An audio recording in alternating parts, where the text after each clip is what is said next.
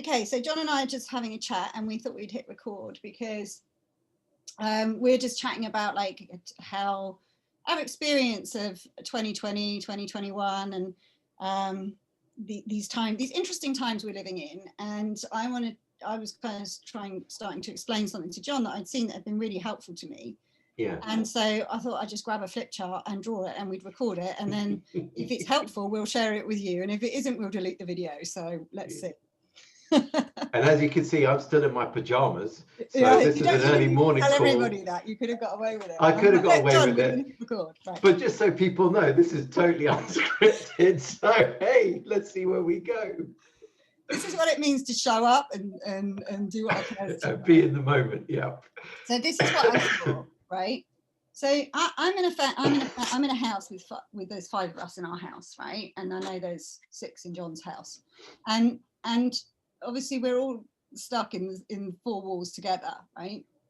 And at the beginning of lockdown or earlier last year, I got really I just felt like there was this constant onslaught of somebody always like in a bad mood, or somebody upset, or somebody that needed fixing, or somebody that needed helping, or somebody that was not coping well, right, with lockdown in my house. And it was relentless.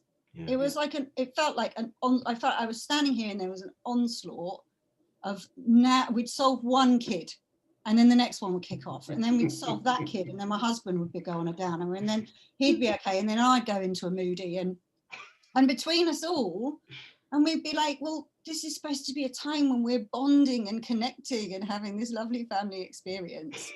And like, when do I get mine? Because it's not happening in my house, right? And I couldn't understand that. But then I saw this thing that's so simple, and took it and just changed it all for me. And that's what I wanted to just draw quickly on here.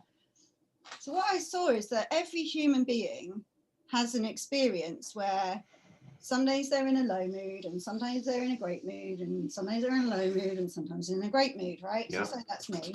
Yeah. And then there's my husband, and sometimes he's in a great mood, and sometimes he's in a low mood, and sometimes he's in a great mood, and sometimes he's in a low mood. Yeah. And then there's one of my kids, and they're doing this. And there's one of my kids, and they're doing that. Yeah. And there's the other one, and they're doing that. And then there's the dog, and he's doing that. And there's 2 cats and 5 chickens, right? And everybody's, and there's grandparents, and there's friends, and everyone's doing this and that, right? Yeah. And now I had it, like, those moments where you have those perfect family moments, right? Seems to me, when you think about it this way, all that happens is that for some amazing reason, right, all of these line up at the same time. Just for that one family meal, or that one everyone sitting around watching TV at the same time, nobody on their phones laughing. Those, you all know, because they are like once in a blue moon, but they do happen. Yes, rarely in my experience at the minute, but yes. Yeah, and somehow in my mind, I'd had it set up that should be the norm. Yes. That if I could do something different in my household, this would happen all of the time. Yes. Don't ask me where I got that idea from, but my job, in a way, as a mum, became trying to engineer this. So I'd go around after a child that was here and try and get them to be up here, but also at the same time as this person, at the same time as this person, at the same time as this person. Yeah. And all the thing that I saw that was really simple is like, if there's 5 people cycling through this all the time in the same household, yeah, and you have it set up in your head, you can only be happy when this happens, you're going to be unhappy 99% of the time. And that's right. Described exactly my experience. And as soon as I saw that, I was like, oh, I don't need to do that. Yeah. This is just the way of it. It's not because I'm not doing something, or because I'm doing something wrong, or that it should be any other way. This is just the way of it. Yeah, I don't want to interrupt because I will. No, I'm done. Okay. All right. Yeah. And it stopped being my problem, and I stopped worrying, and I started expecting that at any given moment, someone's going to be in a low mood, and they will come back up again. Yeah. Yeah. There's so much I could say to what you're sharing, which is, it's very common that when we make up a standard or an expectation about how things should be. We then create a desire, and then we start trying to engineer making that desire happen. And it's funny, it's like if you're on the water and there's waves around you, and you make up that the waves are somehow problematic, you then start using your hands to settle the waves. But what does that do? Stirs up the ocean. Yeah. It makes more waves. And so I really saw that in my own house. Like I didn't get too caught up in the idea, but then I'm used to total mayhem around here all the time, as you know. So I kind of don't try so much to fix the ups and downs around here. I did observe they got worse at the beginning of lockdown, particularly last year. And I have observed that actually they haven't been so bad this third time around. And that's mostly because we haven't tried to fix the experience so that it all matches up and is, all aligned. It's actually that it's kind of found its own equilibrium because we haven't tried to settle the waves. And I think what is behind that for me, well, I guess part of my journey has been really about seeing the safety of those dips. So I always used to try and correct the dips when the dips actually look problematic to my own experience. Yeah. And the more I've seen that the dips are a natural, as you kind of rightly point out, they're a natural part of our human experience. The problem is not so much that we have them. The problem is more the meaning we may make out of them. And that meaning could be relating to a standard, like you said, which is, oh, we should always be at the top. Okay, well, when you're now down below, the meaning you've made up now causes you to go, right, this is not right. Let me settle the waves. And you unsettled the whole system. So what I found with myself is that the more I come to see the nature of the dips and I recognize what they're made of, how they work, how safe they are, how normal they are, I'm less inclined to do anything with them. And actually, I do have a smoother experience of the ups and downs. Even when I'm down, I'm like, the only problem that we would have when we're down is that we would make up, we shouldn't be down, right? But the more I see, oh, that's kind of normal. It's like, well, even when I feel like that, there's more of a freedom. And when Linda, Max, Layla, Linda's mum, Linda's dad, whatever, they're going in one of their downward spirals, I'm less likely to try and do something with that. But that's coming from my seeing that it's safe for me, right? So if it's safe for me, it's safe for them too. And it doesn't stop you from all having this, but it certainly stops the aggravation that can come from trying to settle the waves on the ocean, because that just makes more of them.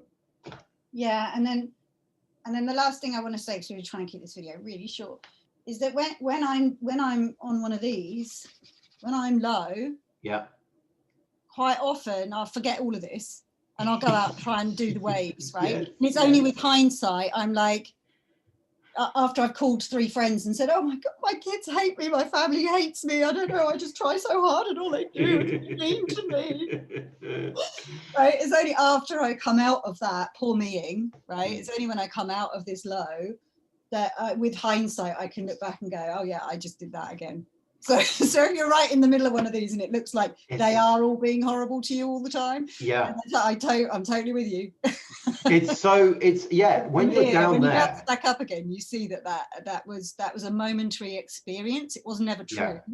Yeah. But it really looked like that all of Sunday. It's funny, Nick. Sometimes I don't know if you've seen this, but sometimes I'm not quite sure how to say this in a way that doesn't sound derogatory about me, but I'm just going to say it.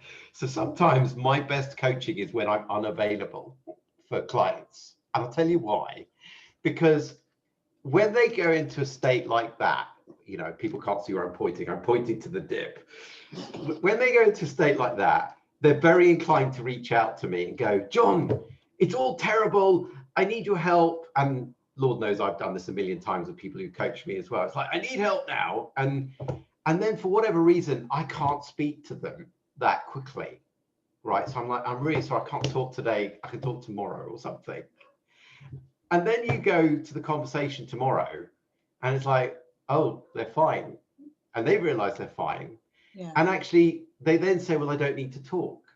And it's like what they're seeing is, yes, they were down there, but they've come out of it. Now, the number of times someone goes through that, even though at the bottom they won't see it, like the fact that you pointed them to the possibility that this is the way it works and it's self-correcting, it starts to kick in itself. Yeah. And it's happened with me so many times, like even though I can go really down the drain at the minute, something in me, I can't explain it. It's just, I know that I come out of it. Yeah. You know, Linda was trying to get me out of it in the car. I was really annoyed. We were taking something up to the hospital for somebody that's in there. I wasn't annoyed at doing that, but I was just annoyed.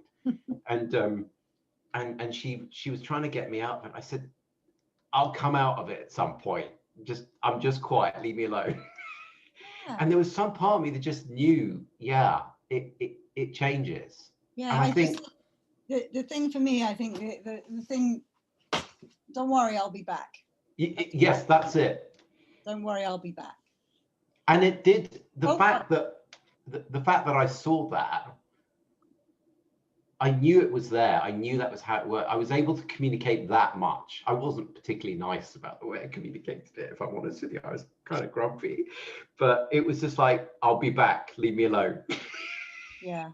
Well, that and John, you should talk about this for like 3 days or something. Are you going to be doing that? Well, as it happens, I am going to be talking about it, Nick, as you know. So people, if you're interested, we're doing I'm doing a retreat on the 5th to the 7th, and Nick has kindly agreed to come and do a segment on that. Who knows, she may do a little bit more if we get lots more people on it.